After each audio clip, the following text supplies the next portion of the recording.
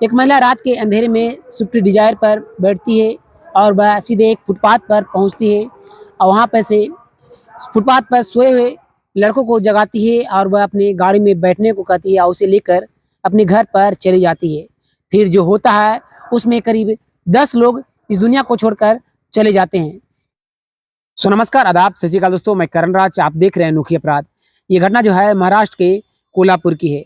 वहीं का रहने वाला राहुल सांगली, जिसकी उम्र 30 साल थी।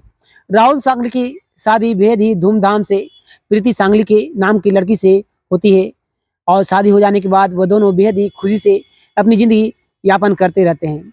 राहुल सांगली के शादी के करीब 11 साल बीत जाने के दौरान राहुल सांगली के 2 बेटे होते हैं। जो कि राहुल सांगली जहाँ था, उसके पिता बहुत बड़े बिजनेसमैन थे। उसके बाहर तक, विदेशों तक कारोबार जो था वह चला करता था। इस कारण से वह अपने दोनों बेटों को वह बाहर में पढ़ाई करने के लिए भेज देते हैं और वह अपनी पत्नी के साथ अपनी जीवन यापन करने लगते हैं। जो राहुल सांगली था वह जैसे से बड़ा होता है वह अपने पिता के बिजनेस को संभालना शुरू कर देता है। उसी दौरान जो राहुल सांगली के माँ और पिता थे वह दोनों इस दुनिया को छोड़कर चले जाते हैं। घर की सारी जिम्मेवारी जो थी वह राहुल सांगली के ऊपर आ जाती है और सारे बिजनेस का जो लोड था वह राहुल सांगली के ऊपर आ जाता है और वह अक्सर अपने बिजनेस के सिलसिले में वह विदेश में जाना शुरू कर देता है और कई कई दिनों तक वह बाहर रहा करता है। उसी दौरान राहुल सांगली की जो पहली पत्नी प्रीति सांगली होती है वह एक रात को काफ़ी ज़्यादा बीमार पड़ जाती है। अचानक से उसे दिल का दौरा पड़ता है और वह इस दुनिया को छोड़कर चली जाती है। प्रीति सांगली को इस दुनिया को छोड़कर जाने के एक दिन बाद ही जो राहुल सांगली था वह विदेश से अपने दोनों बच्चों के साथ वह घर पर आता है और अपनी पहली पत्नी को विदाई दे देता है। और दिन बीतते हैं, समय बीतता है और जो राहुल सांगली था वह अपने दोनों बच्चों को पढ़ाई करने के लिए वापस विदेश भेज देता है। धीरे धीरे जैसे से समय बीतता हुआ जा रहा होता है, उसी दौरान राहुल सांगली को मुंबई में एक लड़की जिसका नाम सुनीता सांगली होता है उससे मुलाकात होती है। मुलाकात होने के बाद दोनों जो थे वह एक दूसरे का नंबर लेते हैं। जो सुनीता सांगली थी वह भी छोटे मोटे बिजनेस को संभाला करती थी। वह अपने माता पिता की इकलौती बेटी थी। इस कारण से उन दोनों में बातचीत होना शुरू हो जाता है। दोनों एक दूसरे से मिलना शुरू कर देते हैं। दोनों जब भी मौका मिलता, राहुल सांगली जो था वह सुनीता को कॉल कर वह अपने होटल में बुला लिया करता और दोनों एक दूसरे से मिलते जुलते, एक दूसरे से प्यार करते, एक दूसरे के साथ संबंध बनाते। जो सुनीता थी वह भी आज़ाद किस्म की लड़की थी। जो राहुल सांगली था वह कहता कि क्या हमें शादी कर लेनी चाहिए। जो सुनीता थी वह कहती है कि शादी कर लेने से हम दोनों का जो है वह बंधन में बन जाएंगे, तो हम दोनों की मजबूरी हो जाएगी कि हम दोनों एक दूसरे के सिवा किसी और से प्यार नहीं कर सकते। इस बात को सुनकर जो राहुल सांगली था वह कहता कि क्या तुम्हारा किसी और से भी प्रेम प्रसंग चल रहा है। इस बात को सुनते ही जो सुनीता सांगली थी वह मुस्कुराती है और कहती है कैसी बातें कर रहे हो, मैं वो बातें जो कर रही हूँ जो सा तुम समझ नहीं रहे हो। मेरा कहने का अर्थ है कि मैं जो आज़ादी से अभी इस वक्त घूम फिर रही हूँ, शादी हो जाने के बाद क्या मुझे तुम उतनी आज़ादी दे पाओगे। इस बात को सुनकर जो राहुल सांगली था वह कुछ सोचता है और हामी भर देता है और कहता है कि तुम्हें जैसे जीना हो वैसे जीना, मैं तुम्हारे रोक टोक में, आज़ादी में नहीं लगाऊंगा, लेकिन जो मेरे दोनों बेटे हैं उन्हें तुम्हें अपनी माँ की तरह प्यार देना होगा। इस बात को सुनकर जो राहुल सांगली की गर्लफ्रेंड कहें या होने वाली पत्नी सुनीता सांगली वह मुस्कुराती है और हामी भर देती है। दोनों जो थे वह मुंबई के ही बांद्रा में जाकर और वहीं के नामी एक मंदिर है, उस मंदिर में वह दोनों शादी कर लेते हैं। शादी हो जाने के बाद जो राहुल सांगली था वह अपनी दूसरी पत्नी सुनीता सांगली को अपने घर पर ले जाता है। आलीशान घर को देखकर जो सुनीता सांगली थी वह बेहद ही ज़्यादा खुश होती है और दोनों उस घर में प्यार से रहने लगते हैं, अपनी ज़िंदगी यापन करने लगते हैं। दिन बीतता है, समय बीतता है। राहुल सांगली को जो बिजनेस का जो लोड था वह फिर से बढ़ता हुआ जा रहा होता है, क्योंकि कई दिनों से जो राहुल सांगली था वह सुनीता के प्यार में, इधर उधर घूमने में, टेबल करने में लगा हुआ था। इस कारण से वह अपने बिजनेस पर सही से ध्यान नहीं दे पा रहा होता है। जो राहुल सांगली था वह अपनी पत्नी के एक रात के पास पहुंचता है और कहता है कि सुनीता, मुझे जो है वह कुछ दिनों के लिए बाहर जाना है, जो तुम्हें कोई भी दिक्कत हो तो मेरे पास कॉल कर देना, मैं तुम्हारे जो है वह ऑर्डर कर कर मंगवा दूंगा। जो सुनीता थी वह कहती है कि मैं इतनी भी नहीं हूँ कि मैं खुद से सामान जो है वह लाने नहीं जा सकती। मैंने पहले ही कहा है कि मैं आज़ाद किस्म की लड़की हूँ, मैं खुले विचार में की भी लड़की हूँ, मैं खुले विचार में जीना चाहती हूँ। जो राहुल सांगली था इस बात को सुनता है और वह मुस्कुराता है और कहता है कि मैं ऐसे ही मजाक कर रहा था। दोनों जो थे एक दूसरे से बातचीत करते करते एक दूसरे से प्यार करना शुरू कर देते हैं। अगली सुबह होते ही जो सुनीता सांगली थी वह किचन में खाना बना रही होती है। राहुल सांगली जो था वह विदेश जाने के लिए तैयारी कर रहा होता है। दिन के 10 बजे खाना पीना खाकर जो राहुल सांगली था वह विदेश के लिए चला जाता है। इधर जो सुनीता सांगली थी वह अपने कई सहेलियों के पास कॉल लगाती है और वह अपने घर पर बुलाती है। कई सारी सहेलियां जो थी सुनीता सांगली की वह सभी पहुंचती है और कहती है कि तुमने शादी क्यों कर ली, तुमने तो कहा था कि मैं शादी कभी नहीं करूंगी, मैं जो हूँ वह अपनी ज़िंदगी में ऐश मौज से जीना चाहती हूँ, कई लड़कों के साथ अपनी शौक श्रद्धा को पूरा करना चाहती हूँ। इस बात को सुनकर जो सुनीता सांगली थी वह कहती है कि उसका पति जो है वह काफ़ी बुजुर्ग है और उसके जो शौक श्रद्धा है वह सारी पूरी होंगी, जो क्योंकि उसका पति जो है वह अक्सर विदेश में रहा करता है, ज़्यादा समय उसका विदेश में ही बीता करता है, क्योंकि उसने सारी बातें जो है मुझसे पहले ही बता दी है और उसके पैसे जो है वह अब मुझे खर्च करने में मज़ा ही कुछ और आएगा। इस बात को सुनकर सभी सहेलियां जो थी वह ठहाके लगाना शुरू कर देती है। उसी बीच में एक सहेली जो थी वह कहती है कि आज रात जो है वह पार्टी होनी चाहिए।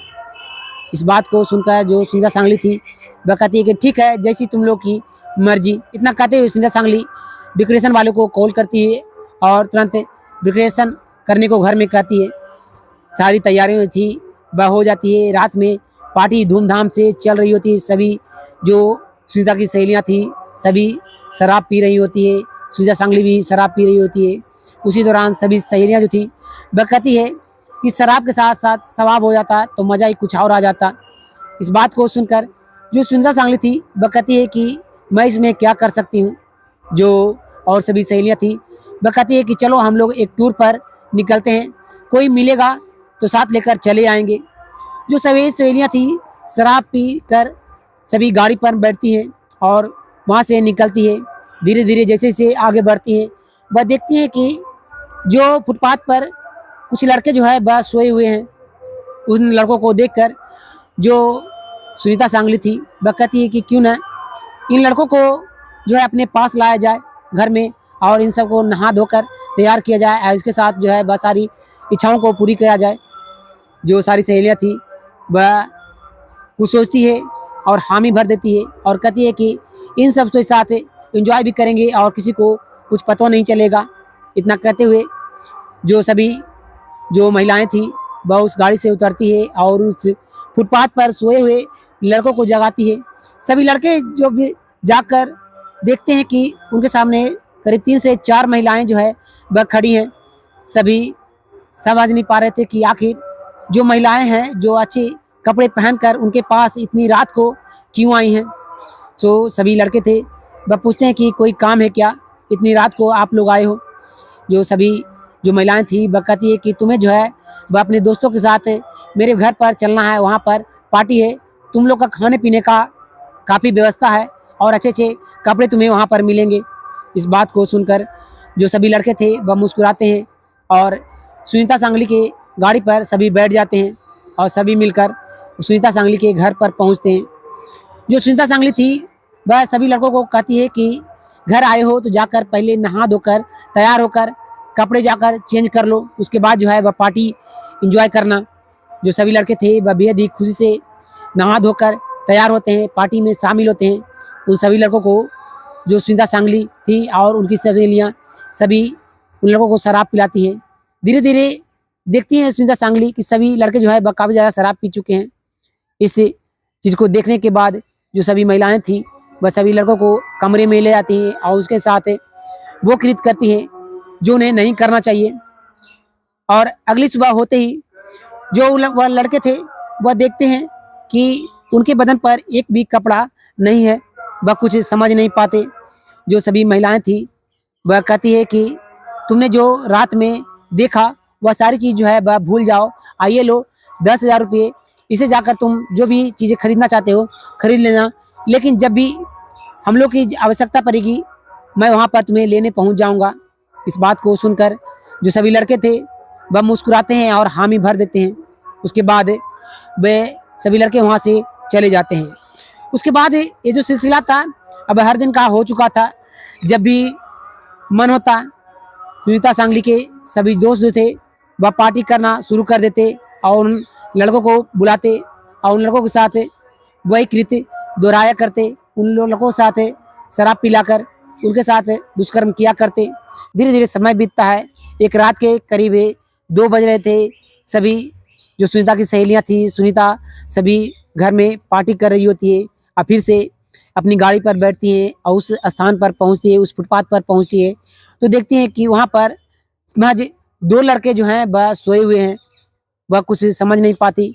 वह उन दोनों को जगाती है और पूछती है कि और बाकी जो लड़के थे वह कहाँ गए। जो वह दोनों लड़के थे वह कहते हैं कि वह दोनों यहाँ से करीब 14 किलोमीटर की दूरी पर चले गए हैं। वहाँ पर और भी कई सारे जो लोग हैं हम लोग का वहाँ पर रहते हैं। इस बात को सुनकर जो सुनीता सांगली थी वह अपनी सहेलियों का चेहरा देखती है और जो सहेलियाँ थी वह कहती है कि कोई बात नहीं, इन दोनों से ही हम दोनों का जो है वह सबका काम चल जाएगा।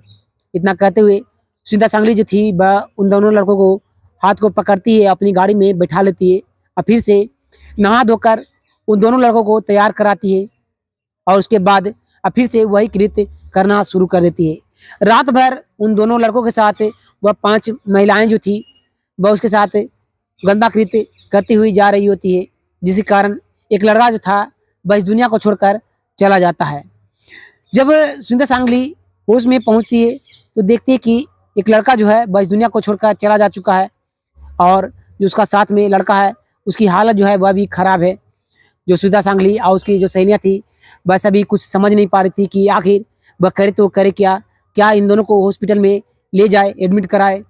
जो सभी सहेलियाँ थी वह कहती है कि अगर इन दोनों को हॉस्पिटल में ले जाया गया तो सारी बातें जो है बस सामने निकल कर चली आएगी और हम लोग को जेल हो जाएगा। क्यों ना इन दोनों को इस दुनिया से अलविदा हम लोग कर देते हैं।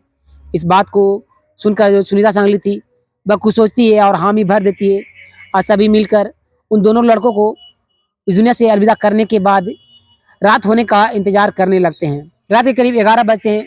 जो सुनीता की सहेलियाँ थी वह सभी मिलकर उन दोनों लड़कों को गाड़ी पर बैठाती हैं और पास में ही जाकर वहीं के नाले का जो टैंकर होता है उसमें उन दोनों लड़कों को डाल दिया जाता है। करीब 10 दिन बीत जाने के बाद अचानक से काफ़ी ज़्यादा बदबू जब फैलने लगता है उस टैंकर के पास से, तो आसपास के जो रहने वाले लोग थे वह तुरंत पुलिस को इन्फॉर्म करते हैं। पुलिस जो थी वह तुरंत वहाँ पर पहुँचती है और उस टैंकर से उन दोनों को बॉडी को निकाला जाता है और उन दोनों को बॉडी को पोस्टमार्टम के लिए भेज दिया जाता है। तो पता चलता है कि करीब 10 दिन पहले उन दोनों के साथ कुछ गलत कृत्य किया गया था। उसके बाद एक व्यक्ति जो है वह उसी दौरान इस दुनिया को छोड़कर चला गया था और एक को जानबूझकर इस दुनिया के अलविदा किया गया है। सभी पुलिसकर्मी जो थे वह काफ़ी ज़्यादा हैरान थे। वह सभी उन दोनों लड़कों को बारे में पूछताछ करना शुरू कर देते हैं। उसी दौरान जो पुलिसकर्मी थे वह उस फुटपाथ पर पहुंचते हैं जहां पर वह दोनों लड़के अक्सर सोया करते थे। वहीं पर कई सारे और बुजुर्ग थे वह सोया करते थे। उन सभी से पुलिसकर्मी जो थे वह पूछताछ करते हैं तो उनमें से एक बुजुर्ग था वह बताता है कि अक्सर 3-4 महिलाएं जो थी वह स्विफ्ट डिजायर के गाड़ी में आकर बैठती थी और उन दोनों को बैठाकर उन लड़कों को लेकर चली जाया करती थी। जो पुलिसकर्मी थे वह उस गाड़ी का नंबर को जानने की कोशिश करती हैं, लेकिन वह बुजुर्ग जो था वह उस गाड़ी के नंबर को नहीं बताता है। वह कहता है उस गाड़ी का नंबर जो है वह कभी देखा नहीं, याद नहीं किया। जो पुलिसकर्मी थे इस बात को सुनने के बाद वहाँ के आसपास के सीसीटीवी कैमरे को देखना शुरू कर देते हैं और रात के 2 बजे के खासकर उस टाइम के वक्त जिस टाइम वह बुजुर्ग बता रहा था कि उस टाइम महिलाएं आया करती थी, उस टाइम के सीसीटीवी कैमरे का फुटेज जो है पुलिस चेक कर रही थी। तो एक सीसीटीवी कैमरे में उस स्विफ्ट डिजायर को पुलिस देख लेती है और उस गाड़ी का नंबर जो था वह साफ साफ सीसीटीवी कैमरे में रिकॉर्ड हो चुका था। पुलिस जो थी वह उस नंबर को आरटीओ में जाकर पता करती है कि किसके नाम पर वह गाड़ी रजिस्टर है। अब पुलिस तुरंत सुनीता के घर पर पहुंचती है, सुनीता से पूछताछ करती है तो सुनीता जो थी वह कुछ भी बताने को तैयार नहीं होती। सुनीता को थाने में लाकर उसे उस सीसीटीवी कैमरे का फुटेज दिखाती है कि वह दोनों लड़के जो हैं वह उसके गाड़ी में बैठ रहे हैं। इस दृश्य को देखने के बाद सुनीता जो थी वह कुछ समझ नहीं पाती और वह सारी चीज़ों को बताना शुरू कर देती है कि उसका पति जो है वह काफ़ी ज़्यादा बुजुर्ग है और उसे वह खुशी उतना नहीं मिल पाता और उसकी जो सहेलियां हैं वह अक्सर उसके घर पर आया करती है और उसे वह भी अपने पतियों से काफ़ी ज़्यादा तंग रहा करती है। इस कारण से हम लोगों ने सोचा कि जब फुटपाथ पर जो सोए हुए लड़के रहते हैं उन सब से अपनी इच्छा को पूरा कराने से जो है वह किसी को मालूम नहीं चलेगा। और हमने ये कभी सोचा नहीं था कि दो लड़कों के साथ हम लोग मिलकर ये सब चीज़ें करेंगे तो वह दोनों इस दुनिया को छोड़कर चले जाएंगे, जो हम लोगों से गलती हो गई। पुलिसकर्मी जो थे वह कहते हैं कि उन सभी महिलाओं का तुम नाम जो है वह बारी बारी से बता दो। जो सुनीता सांगली थी वह अपनी सारी सहेलियों के नाम को बताती है। पुलिस तुरंत उन सभी महिलाओं को गिरफ्तार करती है और तुरंत सुनीता सांगली के पति को भी इन्फॉर्म किया जाता है। और जब राहुल सांगली वापस अपने पत्नी सुनीता सांगली के पास पहुंचता है और पूछता है कि आखिर तुमने ऐसा क्या किया, मेरे प्यार में ऐसी कौन सी कमी हो गई थी जिसके कारण तुम जो है वह फुटपाथ के लड़कों के साथ इन सब चीज़ों को कृत कर रही थी। जो सुनीता सांगली थी वह कहती है कि मैं तुम्हारे पैसों पर ऐश मौज करने के लिए शादी की थी, ना ही कि तुमसे मेरी कोई हमदर्दी थी। इस बात को सुनकर राहुल सांगली जो था वह चुपचाप से अपने घर को वापस चला जाता है। और पुलिसकर्मी जो थे वह सुनीता सांगली और उसकी सहेलियों को अदालत में पेश करती है और उसके सबूतों को जमा करने के बाद सबूतों को पेश किया जाता है और उन सभी को उम्र कैद की सजा हो जाती है। सो दोस्तों, इस घटना में आपको किसकी गलती लगती है? क्या राहुल सांगली की गलती थी कि अपनी पत्नी को इस दुनिया के जाने के बाद अपने दोनों बच्चों के सहारे रहना चाहिए था, ना ही कि उसकी शादी करनी चाहिए थी? या फिर सुनीता सांगली की गलती थी कि जब वह शादी कर चुकी थी, उसका पति था जो कि उसे बेहद ही ज़्यादा प्यार करता था, फिर भी वह किसी और से अपनी इच्छा को पुराने के लिए वह फुटपाथ के सोए हुए लड़कों को अपने घर लाया करती थी और साथ में अपनी सहेलियों के साथ उसके साथ गलत किया करती थी? या फिर उन सहेलियों की गलती थी कि सुनीता को उस रात पार्टी में वह सभी मिलकर बहकाई और वहां से निकलकर उन लड़कों को अपने घर पर लेकर आई? आपको किसकी गलती लगती है? कमेंट में अपना राय जरूर दीजिएगा। फिर मिलते हैं एक और वीडियो में, तब तक के लिए धन्यवाद। जय हिंद।